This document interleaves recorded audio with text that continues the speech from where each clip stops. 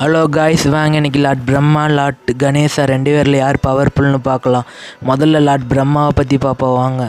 இவர் மும்மூர்த்திகளில் ஒருத்தராக இருக்கார். இவர் விஷ்ணு பகவான்கிட்டேருந்து கிரியேட் ஆனதாக சொல்கிறாங்க. விஷ்ணுவோட தொப்புள் கொழியிலிருந்து பிரம்மா உருவானார். இவர் இந்த யூனிவர்ஸுக்குள்ளே சுப்ரீம் காடாக இருக்கார்.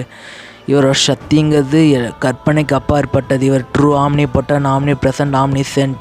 இவரால் எல்லாமே பண்ண முடியும். இந்த யூனிவர்ஸில் லாவை சேஞ்ச் பண்ண முடியும், 5 எலமெண்ட்டை கண்ட்ரோல் பண்ண முடியும், மெட்டா டைம் அண்ட் பிளேஸை கண்ட்ரோல் பண்ண முடியும். நீங்கள் என்னென்ன வரம் கேட்குறீங்களோ எல்லா வரத்தையும் இவங்களால் கொடுக்க முடியும். ஓகே, வாங்க லார்ட் கணேசாக்கிட்ட பற்றி போவோம். லார்ட் கணேசா இவர் அதே மாதிரி தாங்க ஒரு சுப்ரீம் காட் தான். இவங்க ஆதிசக்தியான அம்மன்கிட்டேருந்து கிரியேட்டான கேரக்டர்னு தான் சொல்லணும்.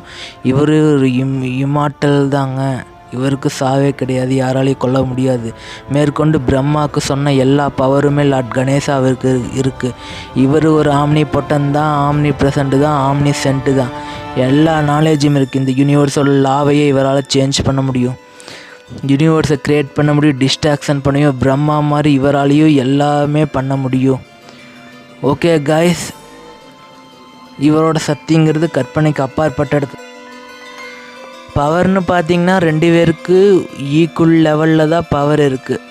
இங்கே ஒரு விஷயம் சொல்ல மறந்துட்டா இப்போ சொல்கிற பாருங்கள். பிரம்மாங்கிறது ஒருத்தர் கிடையாது. இந்த ஒரு யூனிவர்ஸில் ஒரு பிரம்மா இருக்கார், வேறு ஒரு யூனிவர்ஸில் வேறு பிரம்மா இருப்பார். ஒரு பிரம்மாவால் இன்னொரு யூனிவர்ஸை கண்ட்ரோல் பண்ண முடியாது.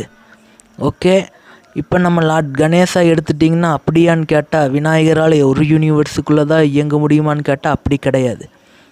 விநாயகர் தன்னோட அல்டிமேட் பாமான மகா கணபதி பாம் எடுக்கும்போது அவர் பல பிரபஞ்சங்களை கண்ட்ரோல் பண்ணுவார். பட் பிரம்மாவால் ஒன்றும் பண்ண முடியாது.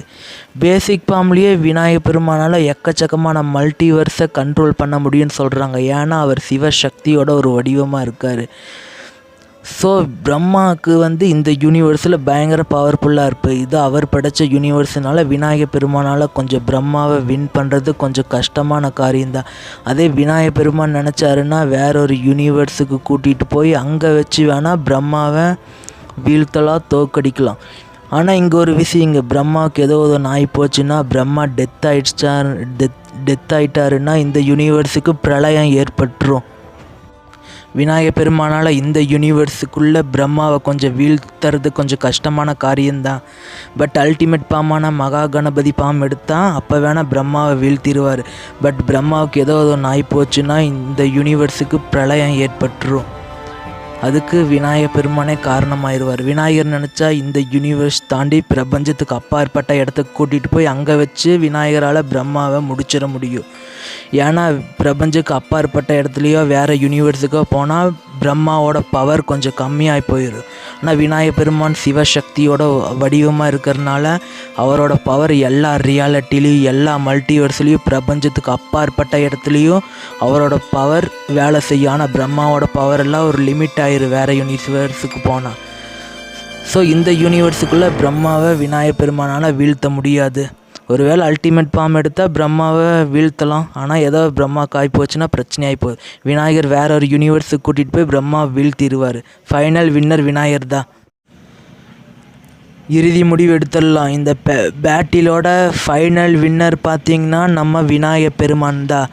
ஓகே கைஸ், இன்னொரு வீடியோவில் பார்க்கலாம். பாய் பாய்.